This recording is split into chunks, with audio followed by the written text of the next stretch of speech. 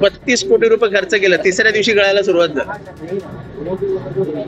पहिल्या रो मधली खुर्चीच तुटली पहिल्या काही दिवसांमध्ये. कारण का यांना निवडणुका घ्यायच्या नव्हत्या, तर सुप्रीम कोर्टाने धट्ट्या लावला म्हणून. नाही तर मस्त होतं, टेंडर काढायचा आणि टेंडरचा हप्ता खायचा सरकारमधल्या बसलेल्यांनी. ठाण्यामध्ये हा एक आक्रोश मोर्चा, धडक मोर्चा जो आहे तो काढण्यात येतोय. जनतेला जे काही त्रास होतोय या ठिकाणी, वाहतूक कोंडी असेल, पाणी टंचाई असेल, या विरोधात आता महापालिकेवर हा धडक मोर्चा निघाला. असं अख्खं ठाणं भ्रष्टाचाराने पोखरलंय. दरोडेखोरांनी इतकं लुटलंय. हे गडकरी रंग येतात. 32 कोटी रुपये खर्च केला, तिसऱ्या दिवशी गळायला सुरुवात झाली.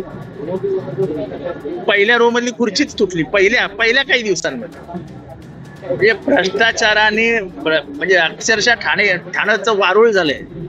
ते अशी माती पोखरून खातात ना त्याचे मुंग्या, तसे हे दरोडेखोर हे ठाणा असं पोखरून खात आहेत. सर, राज ठाकरे आणि उद्धव ठाकरे ज्याप्रमाणे एकत्र येण्याची चर्चा आहे, त्याचप्रमाणे आता ही रस्त्यावरची लढाई हे दोन पक्ष आता एकत्रित लढतायत. तुमची देखील साथ आहे. आगामी पालिका निवडणुकीत देखील हीच साथ अशी दिसून येईल. मी एकत्र येण्याच्या विचाराच्या बाजूनीच असतो आणि त्यासाठी माझे कायम प्रयत्न असतात. सर, महापालिकेच्या भ्रष्ट अधिकाऱ्याला देखील अटक करण्यात आलेली आहे.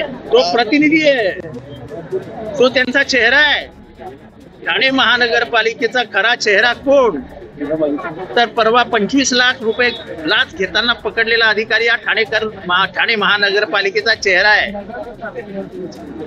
त्याच्या नावाने ऍडव्हर्टाईज केली पाहिजे यांनी की आमचा खरा चेहरा हा आहे.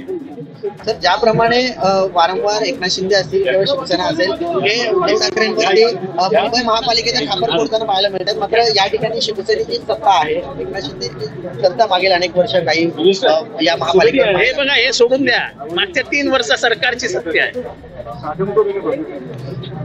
मागचे 3 वर्ष सरकारची सत्ता आहे. सौरभ रावणांची नेमणूक कोण करतं? सरकार. योजना कोण राबवतं? सरकार. पैसा कोण पाठवतं? सरकार. जबाबदारी कोणाची? सरकारची. सरकार कोणाचं आहे? कोणाचं सरकार आहे?